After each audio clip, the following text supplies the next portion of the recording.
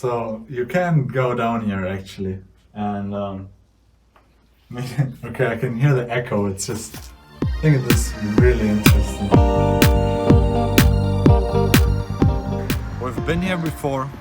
You might remember.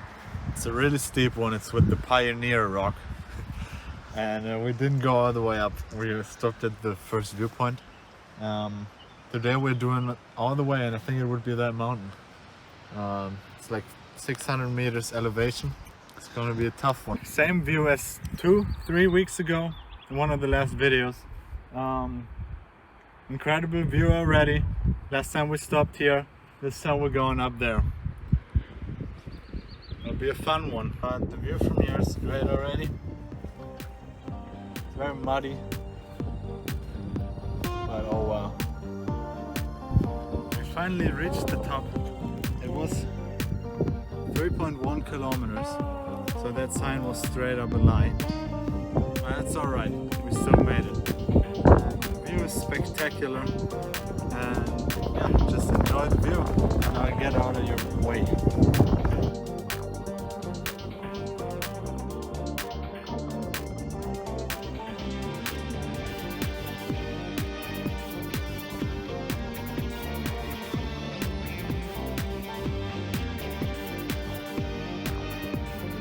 Okay, we made it, we're back down. Sorry about the waterfall, but yeah, we were up there.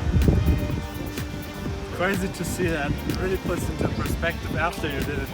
Like I told you, we were going up there, but it didn't feel real at the time. And now seeing it after being up there, incredible feeling. Oi mates, we found one of the snakes of the Wild West now, of the outback. And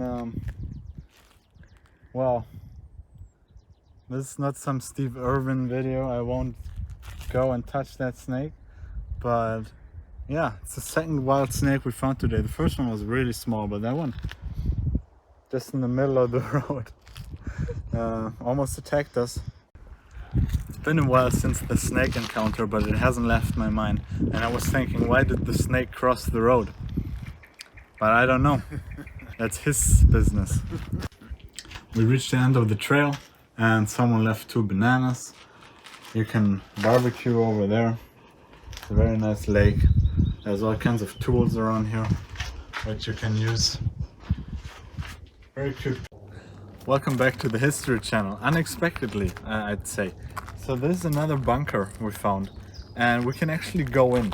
There's a couple more bunkers around where the entrance has been sealed off, but this one is the command center of the Germans apparently, and they built this back during the Second World War, and we'll go in a second. I'll show you everything, but this yeah, this is what they looked out on, and there's some of the communication lines between the bunkers. They're still intact, so I'll see if I can find them, and I think this is really interesting and it's really cool to see.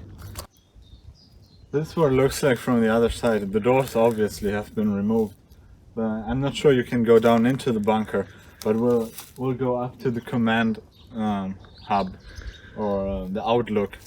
So this is the outlook from the top of the outpost, and I mean, it does make sense. So all boats would be coming in from there or over there, because that's the only access to this fjord from the open sea. So you'll definitely see any boat coming in pretty much as early as possible. And I think this is one of the communication lines down into the bunker. And yeah, this.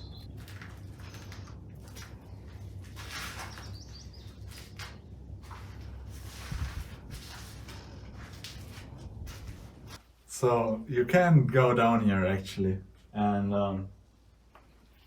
okay, I can hear the echo. It's just, I think this is really interesting, and you can see some of the holes and the air vents, and unbelievable. They built this here. I don't have a flashlight with me, so we can't really go any further because this is just dark, and you can see the door is still there, and it's like straight out of a horror movie. This is kind of scary, not gonna lie, but super interesting. So maybe I'll go back at some point with a flashlight. This is the front of the bunker, and you can see from the inside there's another outlook down here, and you can barely tell really.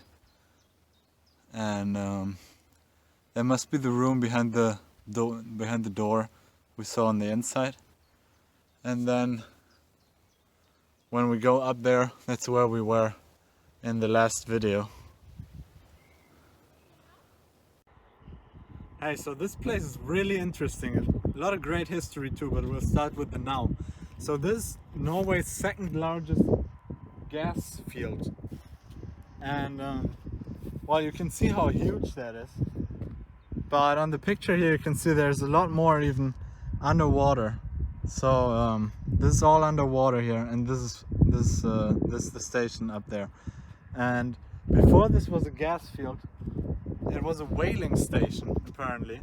And before the telephone was invented, the managers of the whaling station would stand up here and look out on the ocean with binoculars to see when the boats were coming back with the catch. And during World War II, this was used as a camp for prisoners of war from Russia. So this place has a lot of interesting history. Also, somewhere around here there's Stone Age settlements, but yeah, that's the excavation, and where they found tools like that. I mean, probably a great place to be when you're in the Stone Age. There's a lake over there, so you got fresh water, close to the ocean. Could get a little cold in the winter, I guess. I'm not sure about the climate back then, but yeah, this is where it was.